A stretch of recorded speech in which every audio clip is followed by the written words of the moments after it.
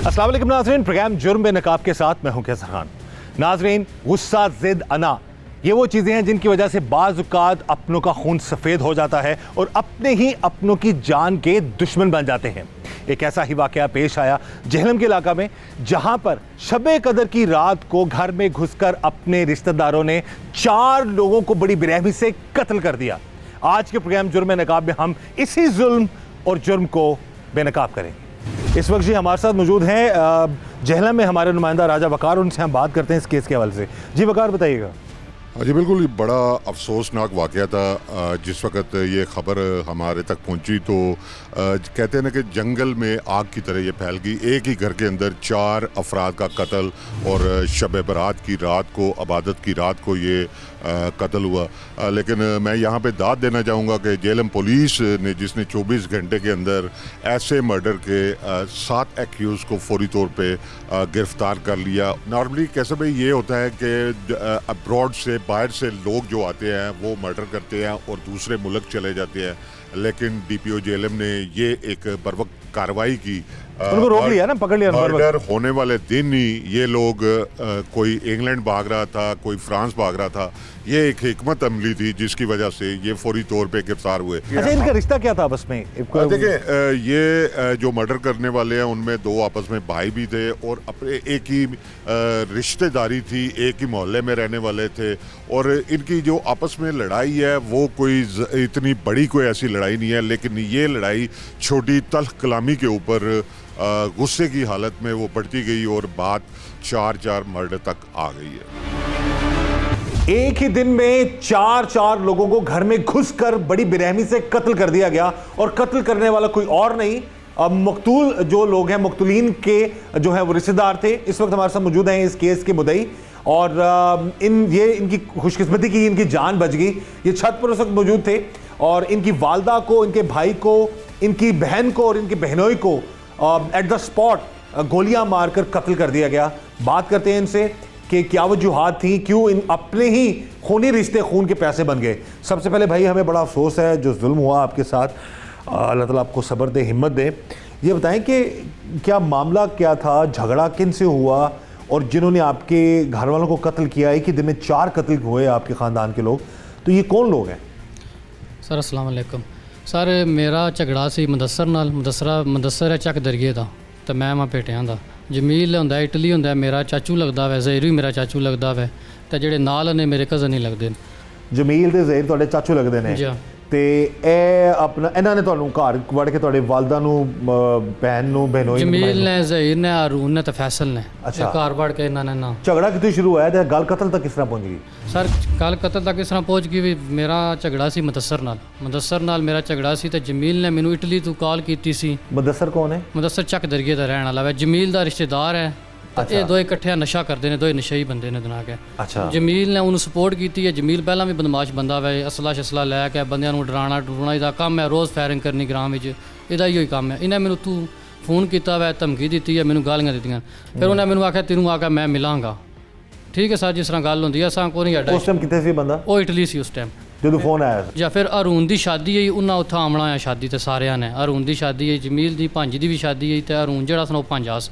फिर उसकी शादी की ने 11 तरीक नूं, 12 नूं वलीमा का 13 फिर इन्हें वकूआ किया वै दिना के। 13 तरीक नूं क्या पहला कोई कॉल आई तुहानू, कोई पता लगा? कोई कॉल नहीं आई सर। शब कदर का दिन सी दिना के, मैं अमशीरात है, मेरा बहनोई मेरे घर आए सन दिना के। शब कदर का दिन है, फिर वो खत्म तो पहला असी कब्रस्तान गए हैं, उत्थे फाते शते पढ़ी है, तो फिर वो आए सारे, खाना खा रहे सां। खाना खा के मैं छत पर चला गया वहाँ, मेरी वालदा ने तो अमशीरा मेरी तो मेरा बहनोई बाहर चले, उन्होंने अलविदा करन लैन भी तुसीं चाहोगे, तो अगों एकदम फायरिंग हो गई है। ये सारे साढ़े घर बाड़ आए, इन्हें फायरिंग की है दिना के। मेरी वालदा नूं, मेरे बहनोई नूं, मेरी अमशीरा नूं इन्हें फायर मारे। फिर इचना तोड़ी बाहर जमील बाहर यासर खड़ा होया, यासर जड़ा मुलजम है, वो भी उन्हें आख्या भी वो मुतरशद आ गया, भाई मेरा दूसरे घर आ। वो उधरों बाहरों आमदा है, जमील ने दरवाजे च खलो के उन्होंने गली में फायर मारे। एक दिन में एक ही घर में 4 अफराद को बड़ी बेरहमी से कत्ल कर दिया गया।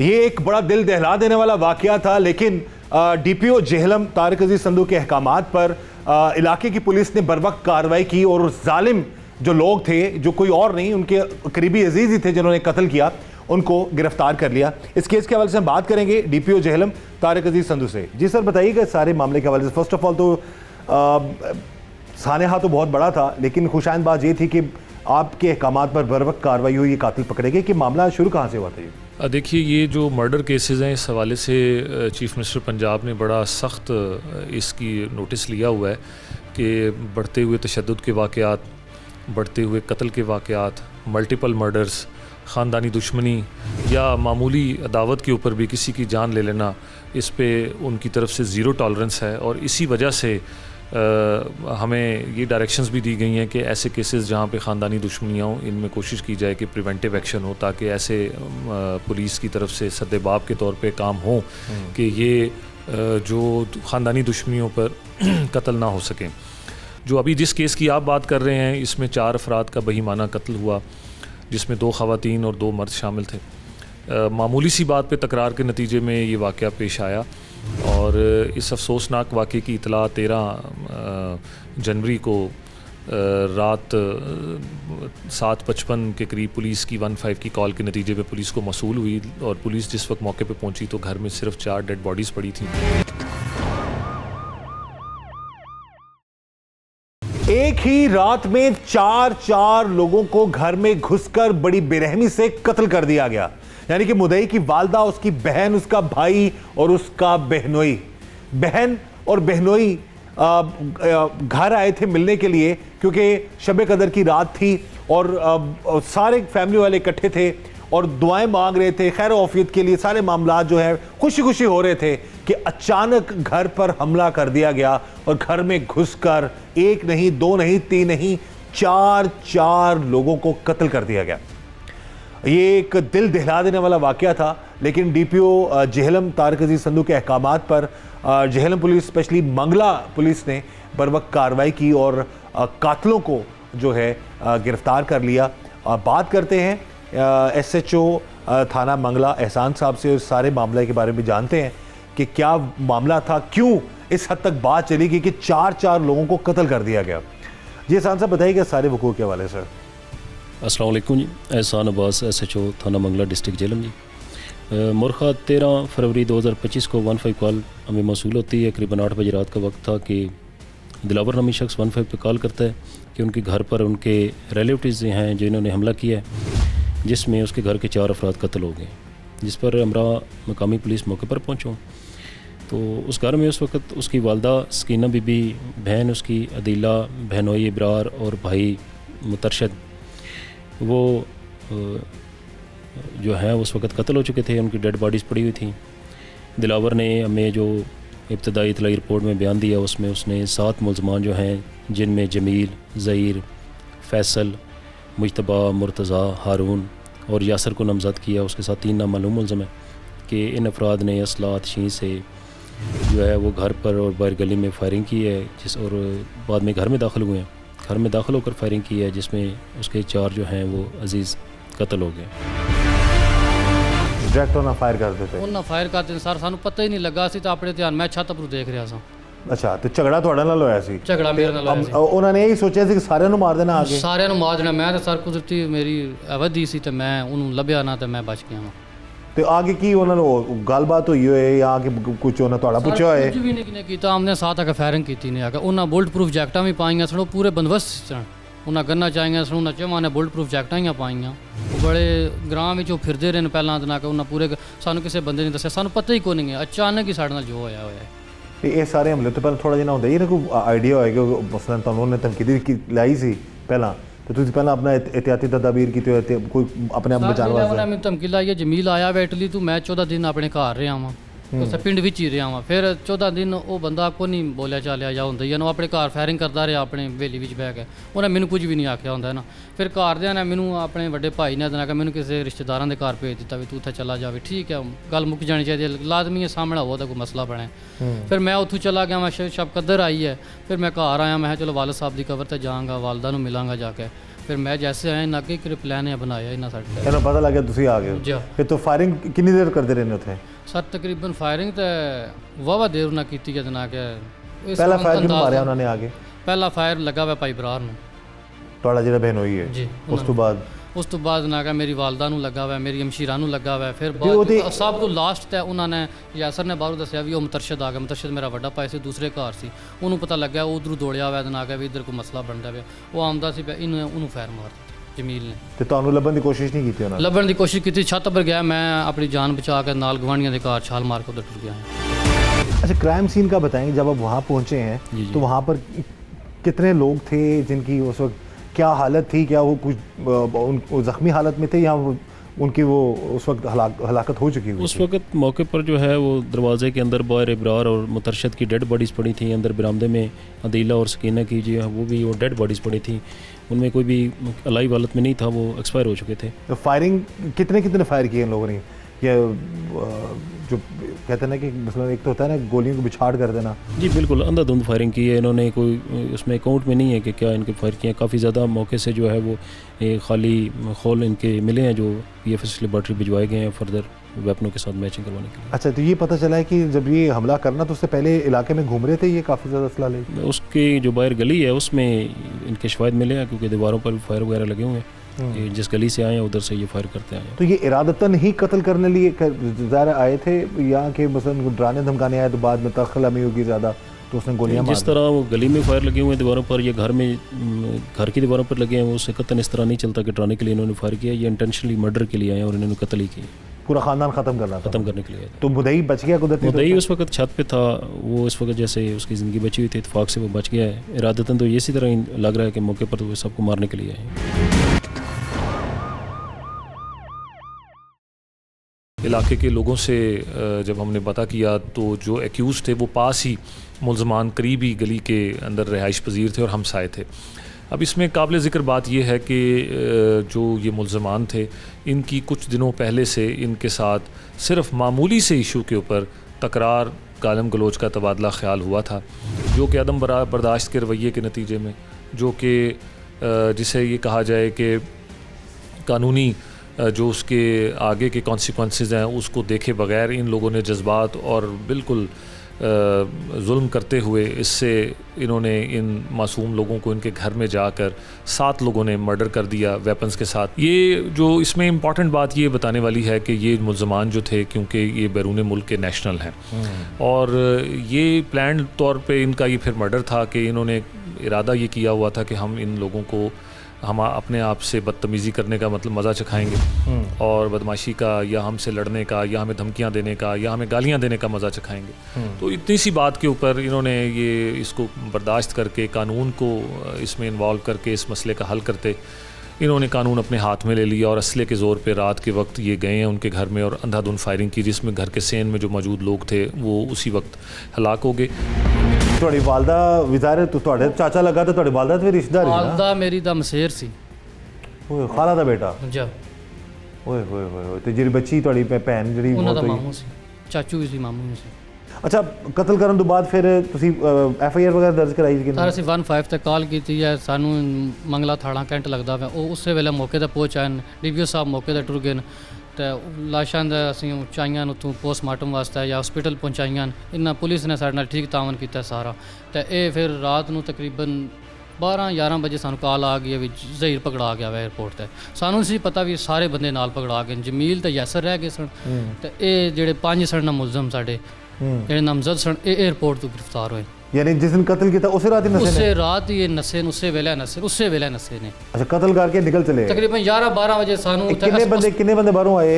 ਬਾਹਰੋਂ ਸਾਰੇ ਤਕਰੀਬਨ ਇਹ ਸਾਰੀ ਫੈਮਿਲੀ ਆਈ ਸੀ ਬਾਹਰੋਂ, ਜਿਹੜੇ ਸਾਡੇ ਮੁਲਜ਼ਮ ਹਨ ਨਾ ਨਾਮਜ਼ਦ ਮੁਲਜ਼ਮ 6 ਇਹ ਆਏ ਬਾਹਰੋਂ, 2 ਇਟਲੀ ਤੋਂ ਆਏ, इटली तो 2 ਜਮੀਲ ਔਰ ਜ਼ਹੀਰ ਇਟਲੀ ਤੋਂ ਆਏ ਤੇ ਆਰੂਨ ਫੈਸਲ ਤੇ ਮੁਜਤਬਾ ਤੇ ਮੁਰਤਜ਼ਾ ਇਹ ਇੰਗਲੈਂਡ ਤੋਂ ਆਏ ਸੀ। इंग्लैंड तो आया ते हारून ਜਿਹੜਾ ਉਹਦਾ ਵਿਆਹ ਹੋਇਆ ਸੀ ਜੀ, ਉਹਦੀ ਸ਼ਾਦੀ ਹੋਈ ਹੈ 2 ਦਿਨ ਉਸ ਕਤਲ ਪਹਿਲਾਂ ਇਸ ਡਾਇਰੈਕਟ ਆਏ ਸਾਰੇ ਸਿੱਧੇ ਮਾਰਨ ਆਏ ਹੈ ਜੀ, ਸਿੱਧੇ ਮਾਰਨ ਆਏ ਸਰ। ਆਰੂਨ ਨੇ ਵੀ ਨਾ ਕਿ ਫਾਇਰਿੰਗ ਕੀਤੀ ਹੈ, ਮੇਰੀ ਬਾਜੀ ਉਹਦੇ ਨਾਲ ਮਰਡਰ ਹੋਈ ਹੈ।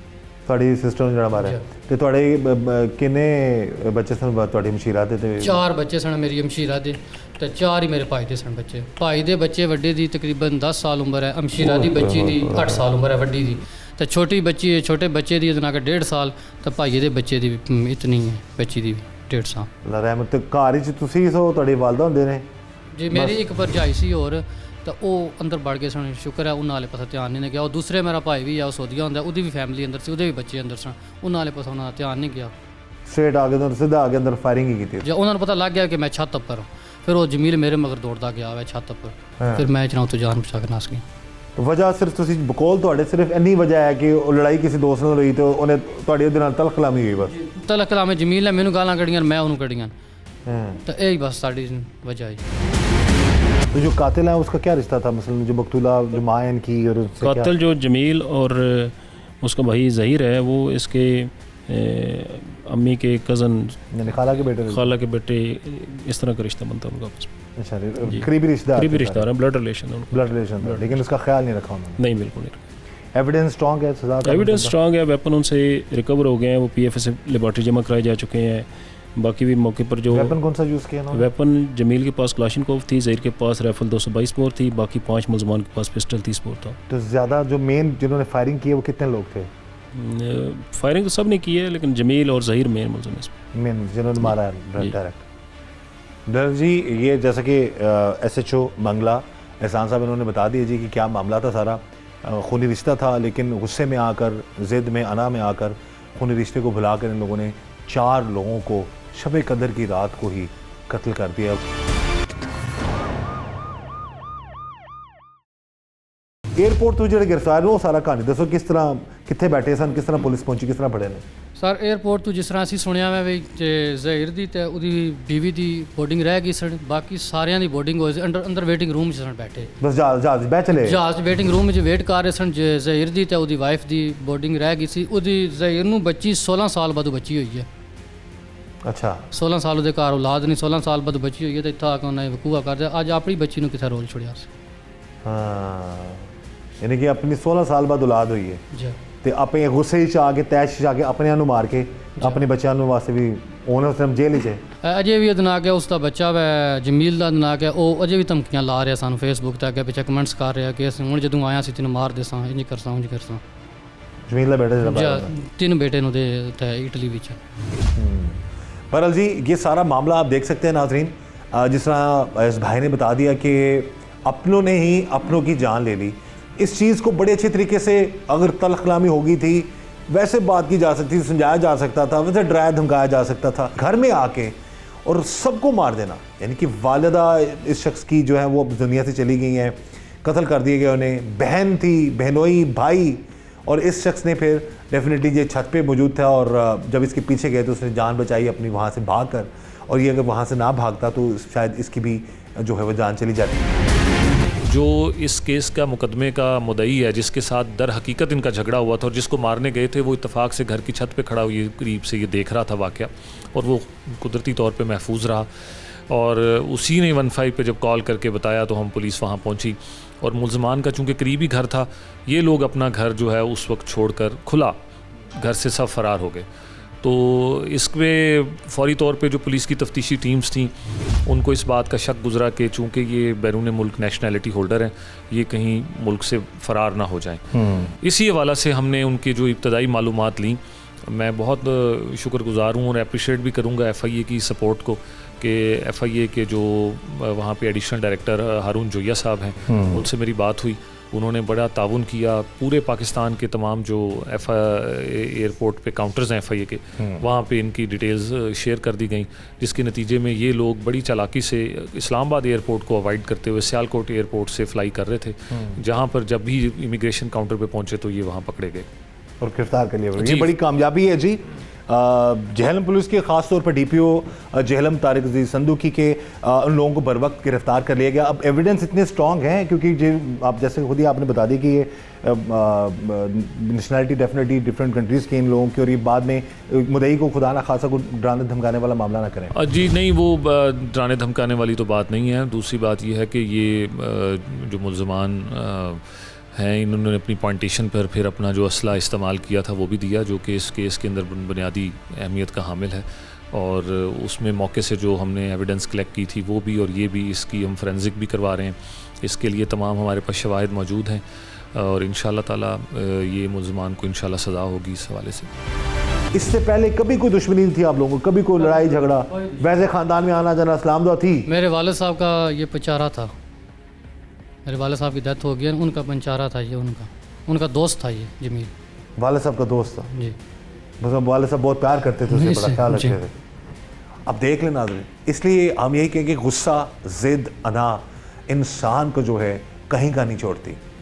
अगर ये भाई बता रहे हैं जी कि जो मेन अक्यूज़ड है अब वो इनके वालिद के बड़े अच्छे दोस्त थे, बहुत प्यारे थे, बड़ा प्यार था, और गुस्से ने, अना ने उस प्यार को ख़त्म करके इतनी बड़ी जुल्म की, दर्द की दास्तान जो है वो रकम कर दी कि घर में घुसकर ना आओ देखा, ना ताओ देखा, ना कोई बात की, आती स्ट्रेट फायरिंग शुरू कर दी और चार लोगों की जानें एक घर में गई, कत्ल कर दिया गया उन्हें। और फिर जब ये लोग बाहर जा रहे थे तो उस वक्त जेहलम पुलिस ने, DPO जेहलम तारिक अजीज संधू के अहकामात पर बर वक्त कार्रवाई की और मुलजमान को पकड़ लिया। उन तो सारे जिन्हें भी मुलजमान ने सारे पढ़ के तेने नामजद जी 7 ਜਿਹੜੇ ਨਾਮਜ਼ਦ ਹਨ ਉਹ ਫੜੇ ਗਏ ਤੇ 3 ਨਾਮਾਲੂਮ ਹੈ। ਤੇ ਪੁਲਿਸ ਦੀ ਕਾਰਗਰਦੀ ਤਫਤੀਸ਼ ਵਗੈਰਾ ਤੋਂ ਤੁਸੀਂ ਮੁਤਮਈਨ ਹੋ? ਜੀ ਅਜੇ ਤੱਕ ਤਾਂ ਮੁਤਮਈਨ ਨਾ ਸੀ, ਉਹਨਾਂ ਸਾਡੇ ਨਾਲ ਠੀਕ। ਤੁਸੀਂ ਇਹ ਚਾਹੁੰਦੇ ਹੋ ਕਾਨੂੰਨ ਦੇ ਮੁਤਾबिक कार्रवाई, कानून के मुताबिक कार्रवाई हो, कानून साढ़े नाल अच्छा तावन करे। और हम भी यही गुजारिश करेंगे इस केस की तफ्तीश मेरिट पर हो और मेरिट पर कानून के मुताबिक जो है वो कार्रवाई हो। और बार बार यही गुजारिश है, खुदा रा गुस्से, ज़िद और अना से बचें, ये पूरे के पूरे ख़ानदान बर्बाद कर देते हैं। इस दुआ के साथ कि इस तरह के वाक़यात और मामलात किसी दुश्मन के साथ भी ना हो और अल्लाह ताला हमें हर तरह और हर किसी की शर से बचाए। मुझे इजाज़त दीजिएगा। अल्लाह हाफ़िज़।